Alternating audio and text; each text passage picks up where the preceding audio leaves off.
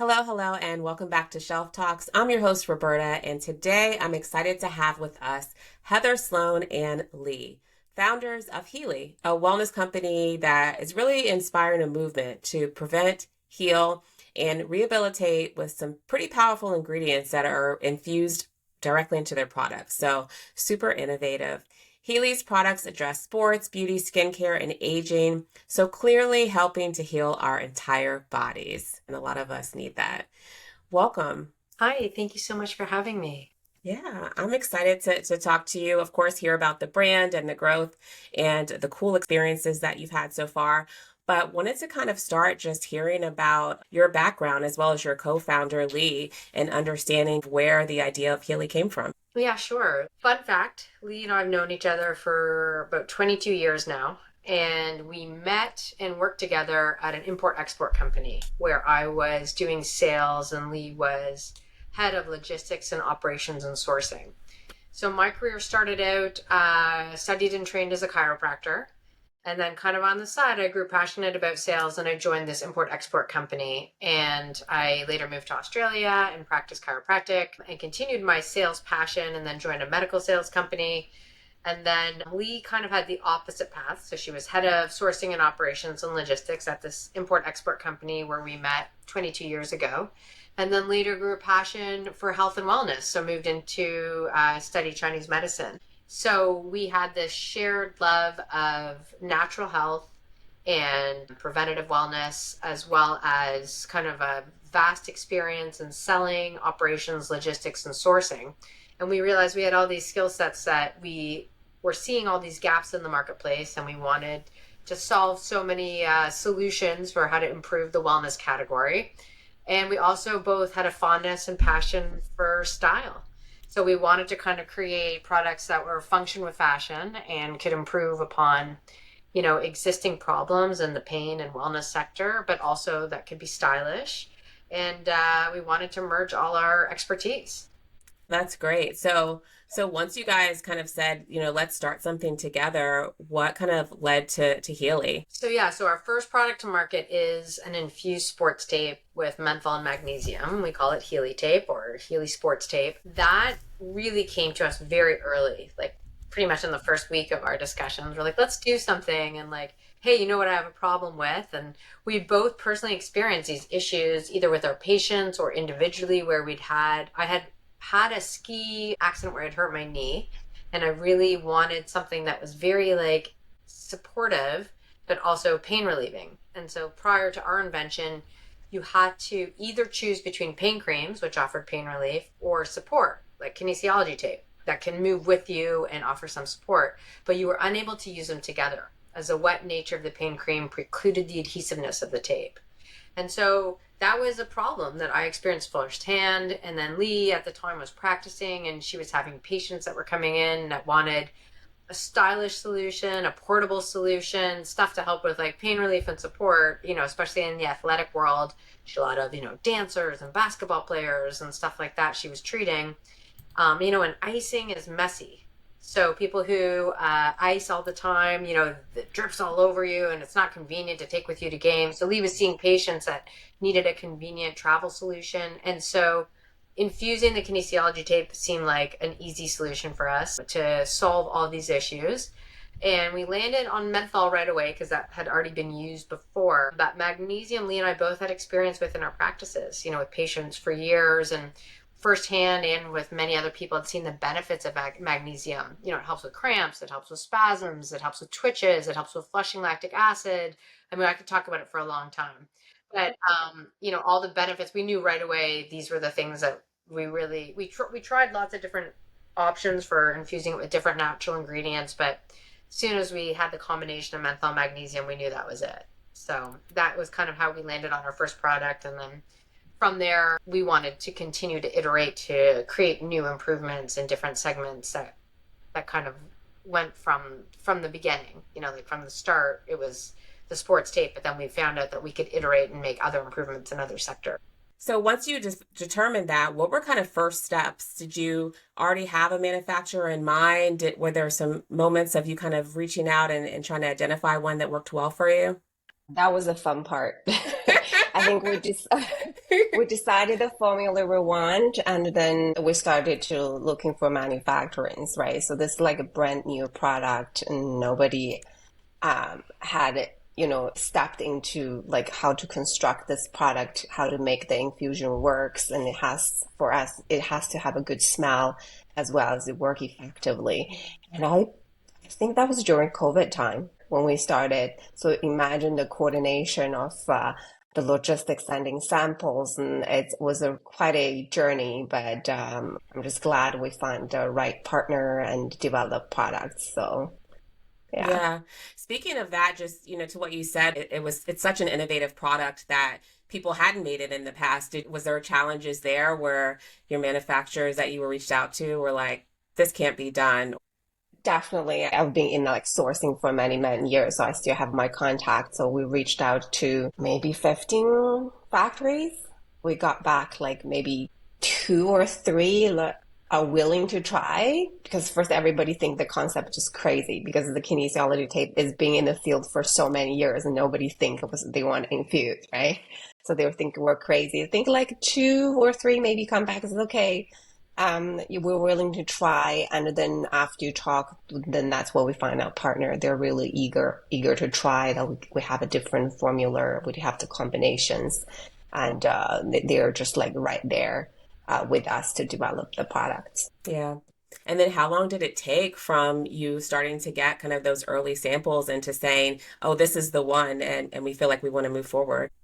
I would say it took a year, a good Yeah. year for us to develop, and again go back. It's COVID, just everything takes extra long time. And then during that year, I think all the friends or families have been on like taped up to Yeah. try all the samples. Everybody's like, I was telling my husband, the left side of your lower back is from a batch A, and the right side is from batch B. Tell me which one you like. We thank all our marketing patients and family for all their support. So they were your kind Yes. of, they were your Yes. test market. Yeah. Yes, exactly. And they are very good clients, initial clients. So once you kind of used your family to figure out whether, this was the proper kind of forward movement with the brand, and you determined a manufacturer that could support that, what did launch look like? Like, how did you kind of plan and what your strategy was going to be around that? I'll let Heather take that.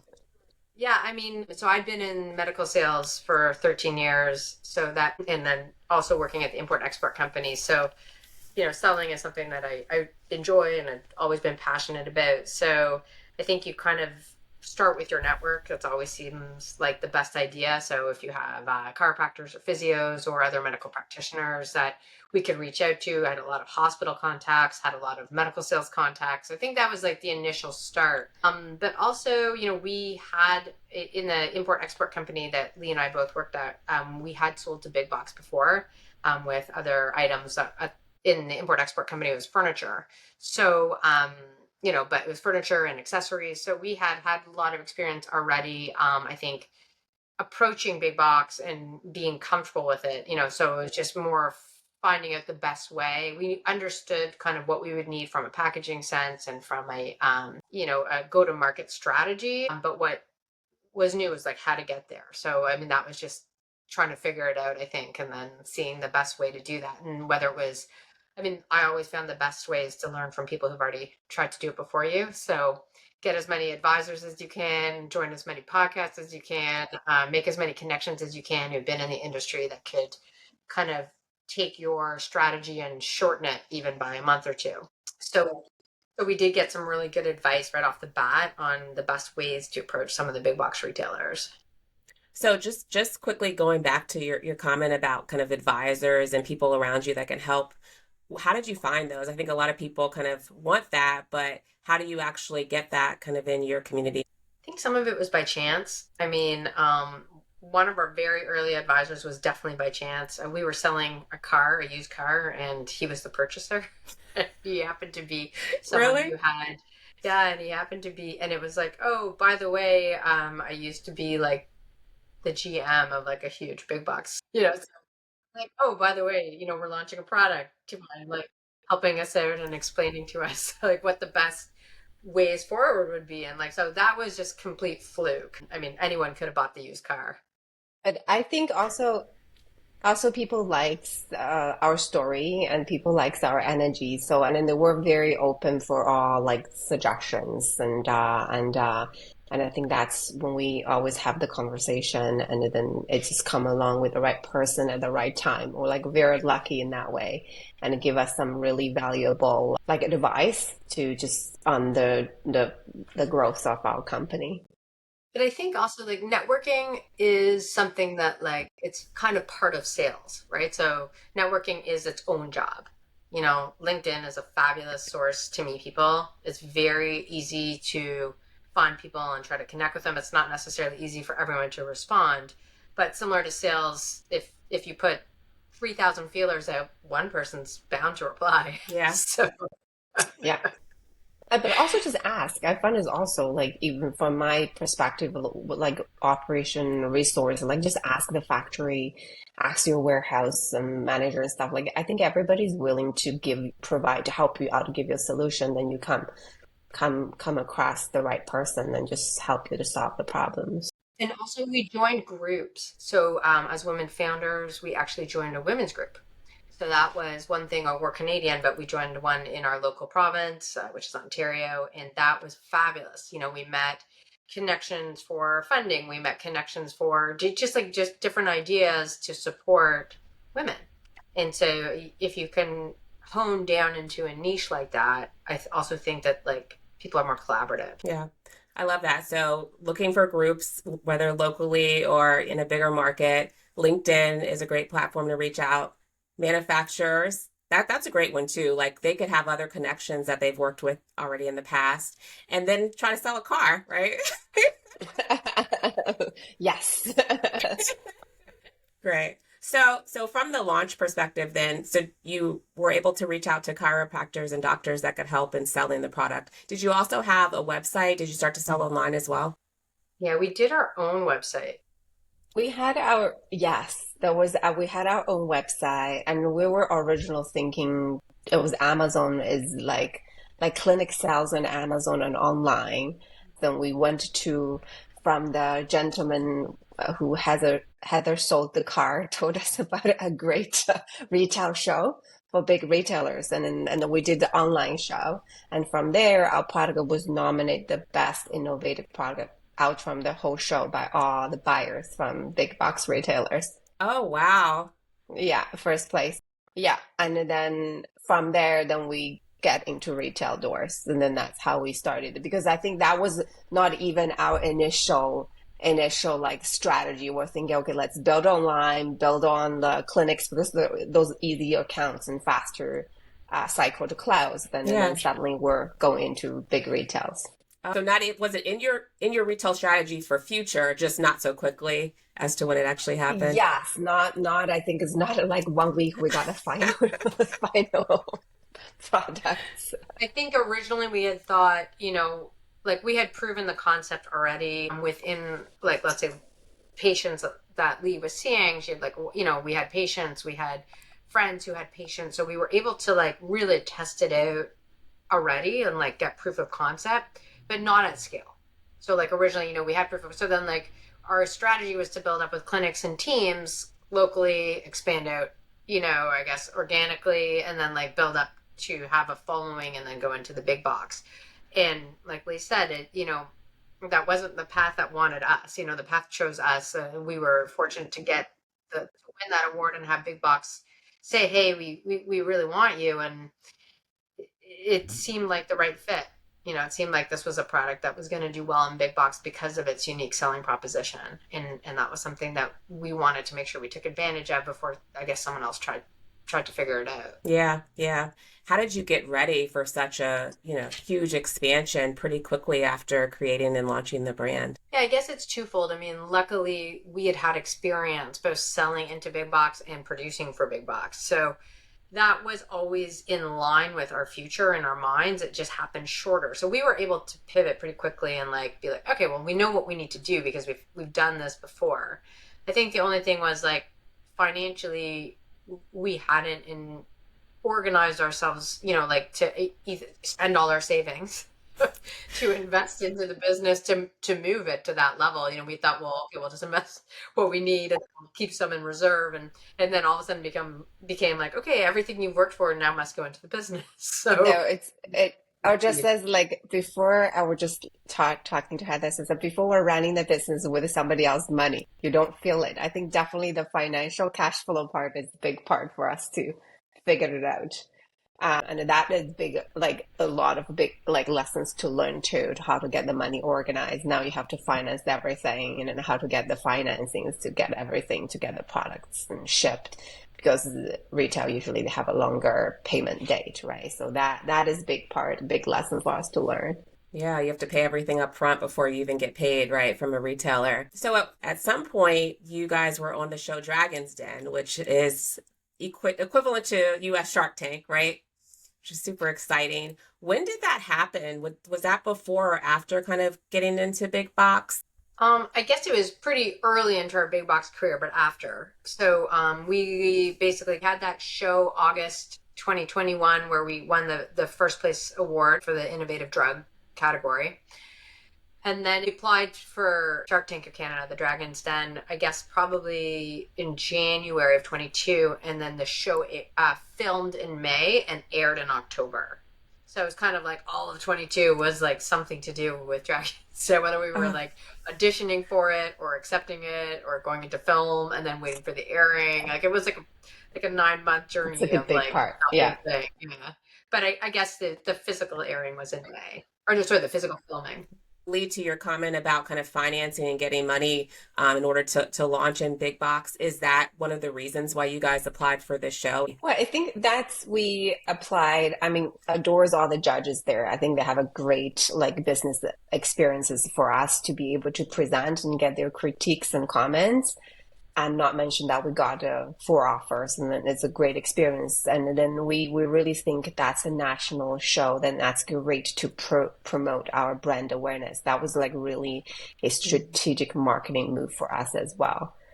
But our hope also was there were certain dragons that we had hoped to align with that we thought could propel us, let's say, in areas that we thought would be very like helpful to add on. So like online expertise is something that we hadn't perfected or focused on.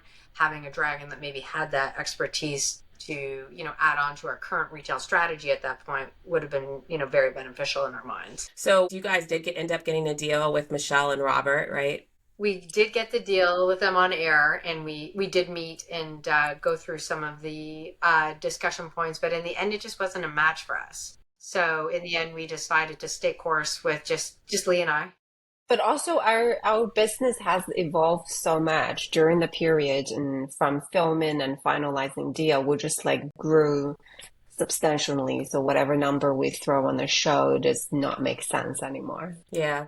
I think that's valuable though what you're saying, because just because you have opportunity for somebody to help kind of, as an investor and infuse money into your business doesn't always mean that it's right. Yeah, and like as Lee said, you evolve, right? So like we walked out of that show with the deal in hand in May. They didn't contact us till like late summer. So all that time where we were waiting to contact us to like talk about the deal, we're still running our own business and evolving and growing, the show hadn't aired yet. So it was just our own initiatives that had continued to further the business on our own. Yeah. And then when the episode did air, was it that kind of same, what they call the Shark Tank effect here? Did you guys have like crazy sales and awareness of the brand post the show? Oh yeah. It's funny to see like that time I think is that Amazon and we had our Shopify stores, and then you can see it just like one spike goes up. I was like you can see it. Yeah, and then suddenly people start noticing our brand. They know there's such a like product exists, it's such an innovative product that exists. And also I found it's such a great pitch for us to give to all the buyers. No, Like I'm sure. it's definitely a great marketing piece. Buyers, ambassadors, like all of a sudden, people are more excited about your brand to work with you, and you can show them on a video your pitch. Like you just send it in an email and they can see it. So it was an amazing experience for us. We're lucky it went so fortunate, obviously, and I would recommend it for everyone. That's great. That's great. And you're right. It is kind of just a pitch that's already recorded. I saw you guys said you practiced that like over 100 times, just making sure it was Oh my, right. yeah, we went to different business owners. We went to like friends who owns business, and we pitched to them, get their inputs, and we had our numbers all listed, memorize it. Oh my God, yeah, it was Turn off like once you do it so many times. So you'll Yeah. find yourself like you wake up and you can't sleep for a minute and all of a sudden your pitch is going, like You're like, I remember it word for word. Um, yeah, 100%. so Heather, you mentioned kind of influencers, ambassadors, and I see that you guys utilize a lot of that when it comes to brand awareness and driving some growth there. Can you talk about that strategy and why specifically did you kind of lean heavy into kind of sports and sporting events and things like that? Well, I think at the very beginning, you're living and breathing your brand and you kind of live in this bubble where you're just thinking everyone kind of knows about you because you're talking about it all the time. But in reality, it's really hard to penetrate the market and get brand awareness, especially it's a really crowded space. Everybody's advertising on Instagram, everybody's got ambassadors, so really how do you tell people you're different and with a unique product that nobody else has? I think ambassadors generally are excited to try it and to talk about it if they like it. So we reached out to a bunch of Olympians and stuff like that who generally had a need for recovery, like pain and recovery. They generally had a need for it. And so it felt like a natural fit for them to try it. And then just the ones that we clicked with or the ones that loved the product were the ones that we kind of talked about going to the next level. And some of those, we've done amazing things with, such as bringing them on the Dragon's Den show with us or doing really cool commercials or stuff like that. And some of them you kind of just have, they might just say like, oh, I'd love to use your brand. And if I post about it, I post about it organically, So I think there's just different strategies there. But I think the overall goal is just how can we let other, not only athletes, but everyday people know that we have a product that can help with pain relief and recovery. Yeah. That looks cool, like you can match your team colors, you can match your workout outfit, like you can do different things with ours in addition to pain relief and recovery. Yeah, I mean, definitely it is matching like fashion with kind of the healing of your body versus like typically what a band-aid looks like or something like that, where you have to wear it, but you really don't want to. Once you were able to launch into big box, what did preparation for, letting people know that the products was in stores? What did that look like? I think it's still a work in progress. I think We're getting better though. We're definitely getting better. I think like there's certain stores that organically, as you mentioned, get traffic. So you get the benefit of a lot of traffic going through the shelves. And then there's some that you need to drive a pull to the store to maybe go looking for your product. Well, we tried to store signage, right? Beginning, we did have tried store signage and like social media is a big part as well. Couponing, newspapers. We've tried everything. And Lee and I were part of an accelerator program that we joined where the co-founder of Waze, Yuri Levine, was speaking. And he said, write down like 200 different ways that you could let people know about your product and try them all and see what works, and so like that seemed like a good strategy for us. So yeah, that's good advice. Everyone, the times are also evolving. So like what was relative on Instagram 2 years ago is really not the case anymore. So you have to just keep modifying and trying different things and seeing at different retailers, you might find different things successful. Yeah. Agreed. I love that though. Write down 200 ideas and some could be super crazy, but it could actually work. You never know. So far, I think sampling has been our top ones for sure. Sampling program has been our top for sure. Like to get the product on people and they can see and feel it's a different product is as Lee said, like we've been our most successful. Yeah. I could see that too because it's innovative, but it is different. So how do you convince and show consumers that, it's something that can work for them, even though it's something they hadn't seen in the marketplace before? Right. So what has been kind of your biggest challenge in being in retail stores? Still brand awareness. I think that's such a huge task for a company's growth and for success in sales and everything. And I think, and as Heather said, we're still learning our lessons by trying different ways, but we're getting better at it. I think more and more people know Heali brand and know our innovative products. But I think, like, yeah, still, I would say for me, I think the brand awareness building is a big challenge. Plus, we are like a small startup comparing with the brands already on the market for so many years, and they have a huge marketing budget, and they already been in the market for years, so it's like even harder to compete, right? Yeah. We were having a conversation also with like another big brand that like competes against P&G, like not in our space. And they were just saying even these huge companies can't match the marketing budget of like the behemoth companies.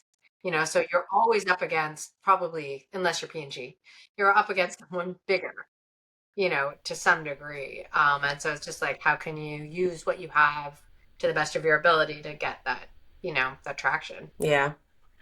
So as you're kind of going into these big box retail stores, did you have to change anything in regards to your team? Is it still the both of you, or did you have to grow that? We're growing our team for sure. Yeah, we grow our team in Canada base, we're growing our team overseas, and we're growing our sales team, and just to support, the general growth of the company. Yeah. And also 3PL, like that's also, Lee manages that side, really well, but like even like the 3PLs that we partner with and, who's the most effective. Yeah, so it's like a different, like the warehousing partners you work with, and who's working with a certain account, who's not. So I guess it's all different relationships. You're just developing or growing just to support the growth of the company. Yeah. How did you, when working with manufacturers and going into places like Walmart, how did you prepare to make sure that you were able to fulfill that big initial order, coupled with making sure that you're replenishing on time, to the needs of the business? Oh, well, I think first the factory sort of like qualifications is important. So when you source a factory, they have to have an ISO, they have a like good manufacturing practice. You have get all their certification. Make sure you're working with a like good factory. And then it's before even we started any orders, we have a detailed list that we want to get all the information from the factory. What is their monthly production capacity, and are they at a full capacity? How many percentages they can allocate it to you? So all those questions answered, then we're confident to close the deal with the retailers. So if our factory can't meet the standard, then we're having backup factory source as well, so as we grow. So that's kind of like it's kind of like you have built your foundation, then you can really go out to sell to accelerate. And then I guess on our planning side, you can always ask the buyer, what's your expectations? What do you think your forecast will be? What do you think so then we best plan, with the buyer on what is expected, and, moderate and watch as you go. Yeah. I think those are two really good gems. One, to, if you can, have a backup manufacturer to support any additional growth that falls outside. And then Heather, to your point, just making sure you're having that communication with your buyer on what is the plan, what are your expectations, so you can start to plan with them. So when you did start building out your team as you went into retail, what would be your recommendation for kind of the first hires there? Brokers that have dealt with those. I mean, not necessarily, they don't have to be hires, but they can be contracted. And some of them want retainers, some of them are commission based, some of them are both. Like, you just have to find the right match for you. But someone who's had experience at that specific retailer when you have not, it's very, very useful. Yeah, I would imagine you guys started then with brokers. Brokers, yeah. We started with brokers really early. So did they help you in navigating and creating your pitch? Heather as being an amazing salesperson, and she gives the best pitch. I think like whoever our broker just basically sit in the meeting, observe and let her pitch. That's usually is our style of a meeting. We go in there, the broker just take a back seat and just Heather approach. But I think for us is also we actually closed the retail and then we worked backwards. And we went after we closed the deal, we went to find a broker because we need someone who really know what questions to ask and what do's and don'ts to watch while we're like carry out the contracts and supply with the products and stuff like that. And we wanted someone who has experiences with the retailers and has some connections to give us all the information to help us navigate. So we kind of like did it reverse. I think also, where the brokers are really beneficial, maybe not necessarily in the exact meeting, but for sure on the follow-up, because a lot of times they live in the same city or have direct relations with people in the community that you're trying to sell to, or the store that you're trying to sell to. And then also there's terminology for each big box that are important to them. If Target has different terminology and different marketing needs than Walmart, and Walmart has different marketing needs than CVS or Walgreens. So knowing what those marketing needs are and what's important to the buyer is something that always a broker can offer. Yeah, no, that's good information, definitely. So going back to the pitch, what would you say were the key things that you had in your pitch that really helped tell the story and, excite the buyers? Well, I think it's really just our Dragon's Den pitch over and over again. So, I think buyers want to know, obviously, about the product. They want to know about your regulatory. So what kind of certifications you have? Is it safe? Is it tested? Obviously, they don't want to put anything on the shelf that hasn't been through, their certification process that they need. And then they want to know about Lee and I. They want to know about the brand. They want to know who we are, why we're passionate about the space, what our credentials are to even get to this stage. So I think all that matters. Lastly, I would say, how can we add incremental value to their current set? Because we are a unique selling proposition, we're not going to necessarily go in and steal market share from someone else, but we can add value and add new shoppers and add something interesting for them. I love that. I mean, I think telling the story and how you're a differentiator is important because you don't want to just be, another Me Too on shelf, and the incremental is definitely key as the whole goal is that both sides are successful, the retailer as well as the brand. Yeah. So how do you continue having, a great partnership and relationship with the buyers as you're kind of navigating and growing? I think you're fortunate enough that you do at least yearly have reset meetings, for their planograms. So that's good because no matter what, you're being called in to meet with them on a yearly basis. But I guess the goal is just to utilize your broker who is hopefully running into them at the coffee shops and able to bridge that relationship. Whether you can do what you can do over email throughout the year or try to set up midway meetings or check-ins, but they're really busy. A lot of the buyers, especially the bigger the company, the busier they are. So, any way you can stay in touch with them, and if it's only through the broker or if it's through emails or sending them updates or whatever it is, and that's, try to use it all. Great. So what does the future look like for Heali? We like the space because we like creating products that don't exist, and we are obviously proving ourselves as the market leaders in the infused space. So we want to continue to create cool looking products that can solve problems in different areas with infused natural ingredients. So the sports tape was the first one. Then we created Heali Bump, which is our pregnancy tape.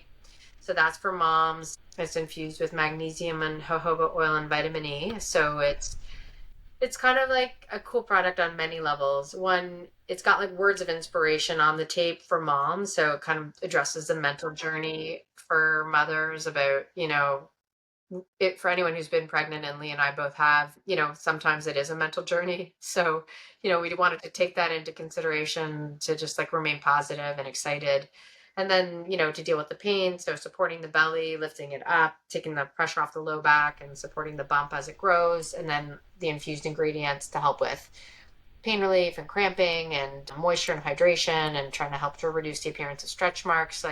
It's kind of an all-encompassing product for moms to be. And we're very passionate about women's health. So we do have some cool products to kind of take the female from pre-pregnancy to pregnancy to beyond. And those ones you'll see kind of coming out next year on our women's line. So we are going to do more on women's health. And then We are continuing to do stuff on the pain side, so innovative, different types of patches and pain relieving ingredients that offer added benefits but also look cool.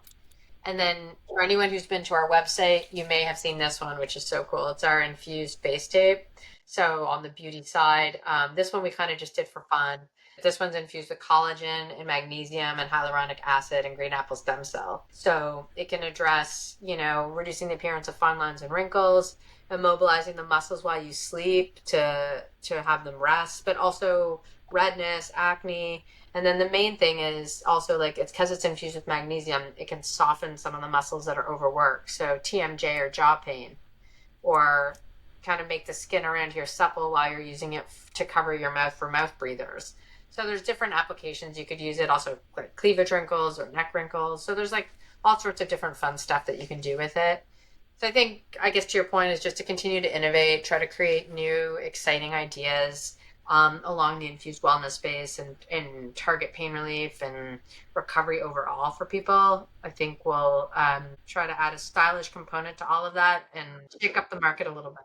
That's great. I mean, definitely continuing to grow and innovate even outside of your core is really cool too, because you're, like we said at the beginning, kind of helping the entire body at the end of the day with your brand. So can you tell us kind of where can our audience and listeners purchase the brands? How can they continue to follow as well as support? Yeah, thank you. So please follow us both on TikTok and Instagram at Heali Medical.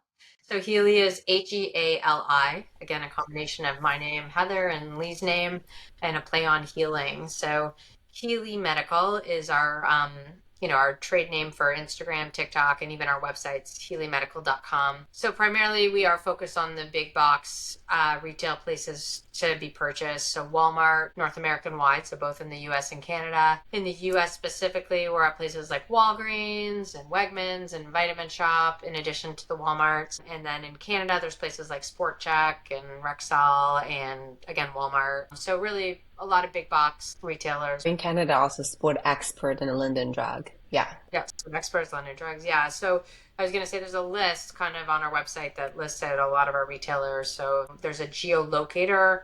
So if someone is interested in going to their closest zip code or postal code, they can just go and type in their postal code or zip code and find us. But I'd say probably Walgreens right now and Walmart's are the most extensive for carrying our products. And I will put all of that, of course, in the show notes for listeners to shop. Thank you. So I really appreciate both you, Heather and Lee. I think great conversation, great advice as well for other founders. So thank you so much for coming. Thank you for having us. Thank you for having us.